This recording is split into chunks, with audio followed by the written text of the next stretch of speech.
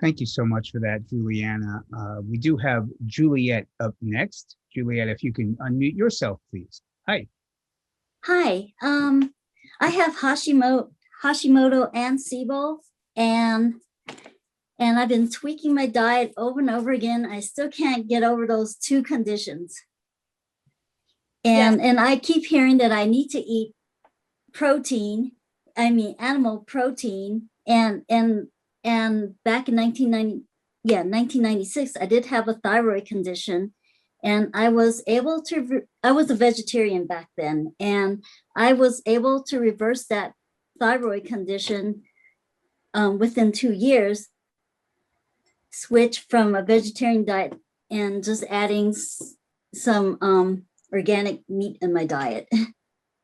So this time around, I tried being vegan all the way. I haven't been able to reverse it. I tried adding meat and haven't been able to reverse it. I don't even know what to do anymore. Yes, well, Hashimoto's isn't always, in fact, it's not really well associated with diet. It's something that you may need to be on thyroid medication ongoing. That's not one of the things that we've seen people reverse a lot of. So unfortunately, that's one of those conditions where you need to be really probably still stay on medications.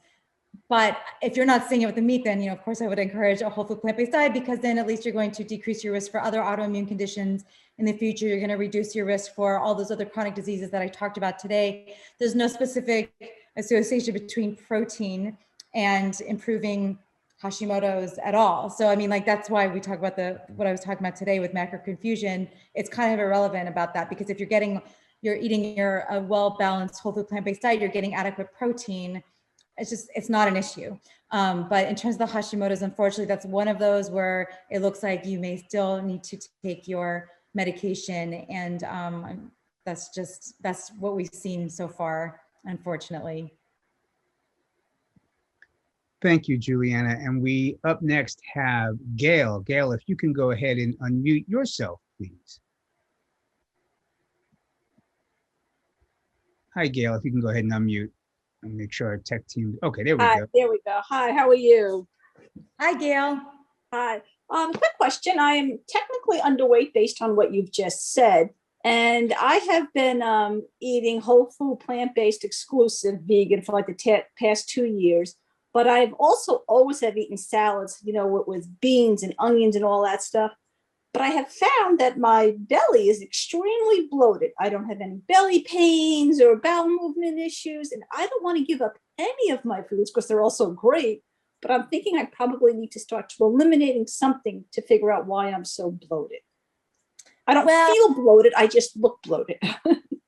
Well, probably if you're underweight, technically, then it's probably you've got like very little wiggle room in that belly. And if you're eating a high fiber diet, which is fabulous, and is giving you all of these myriad advantages for the long term, you may just have that where you're going to be a little bloated. And okay, I call it my salad belly. I get it every time I eat my big old salad that I always say doesn't count unless it's bigger than your head. It has to go somewhere. It has to go somewhere. So hopefully you're chewing your food really well, but you're eating a lot of fiber. And if it's been 2 years, maybe you've already adjusted, maybe you need to adjust a little bit more, but you have to just know that when you eat a high fiber diet, it's going to go somewhere in your GI tract, and it's going to go through your GI tract until it comes out of your GI tract. And that's just how it is. So there's really not much of a solution. If you want to do what I suggested for the lady that was suffering with IBS, you can do the same thing, and you could try to identify what exactly, like with the food and symptom journal, and try to identify what could be perpetuating it, what foods tend to be worse, which tend to be like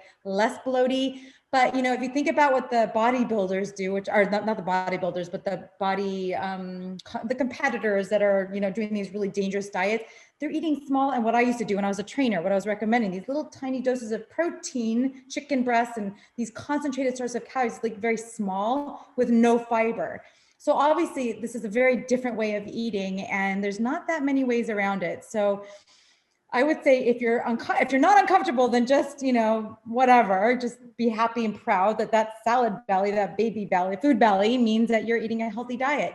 But it's just a very, very normal thing. And unless you're having any discomfort or problems with your actual bowel movements or anything like that, I wouldn't worry about it. It's not something to be worried about.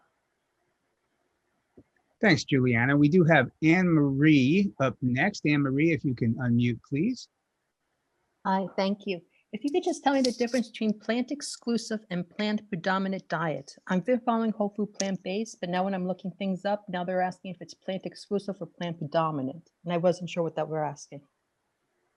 Oh my goodness. It's like every day there's another definition. I talked about this, I don't know, 10 years ago. I was doing these videos about Flexitarian diet. I was like, what does that mean? It's like basically saying you're an omnivore. So I don't give any credence to any of these definitions. When I defined whole food plant-based versus vegan versus vegetarian in my very first book in 2010-11, The Complete Eater's Guide to Plant-Based Nutrition, it was that a vegan diet means it means you exclude animal products. So it's a definition of exclusion. It's saying I don't eat animal products. And the reason I prefer a whole food plant-based, using the terminology whole food plant-based diet, is it means I eat a diet based on whole food. So it's a more inclusive definition. Plant predominant, plant dominant, people are making this up. There's no technical, that's not even in the literature yet. When you look at the literature and they usually have to define these things. So it'll be like vegan, because it still makes more sense, which I think they need to add whole food plant-based. Anyway, my point is that it doesn't mean anything. It's like choose your own adventure, choose your own title of a diet. Thanks, Juliana. We also have Mayuri is back. If you can go ahead and unmute, Mayuri, thanks. Hi, sorry again. I just have another question regarding when you said don't measure anything in terms, don't go out of your way to measure anything in terms of your blood lipids and stuff like this. Is there anything that you should regularly measure to ensure you're getting enough nutrition? Well, I didn't say not to measure your blood lipids. I don't mean anything serum levels. I think everyone should get lab work done. If you're healthy, I recommend getting lab work done according to your physicians, of course, or healthcare provider, but definitely at least every year just to have a baseline and to keep monitoring. And then if there's anything that comes up, you'll be on top of it. So I think that's important.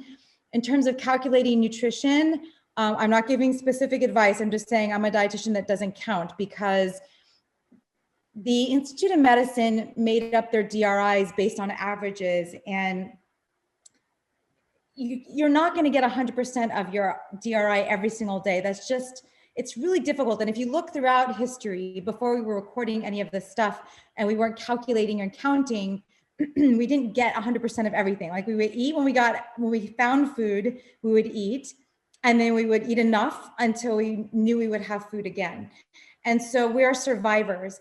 And what I'm seeing in the healthspan literature is that less may be more. The only way we've ever extended healthspan and longevity in every model organism tested, like I showed you on the slide, is with dietary restriction without malnutrition. So I definitely recommend eating from the 6 daily threes. You can find that on my website.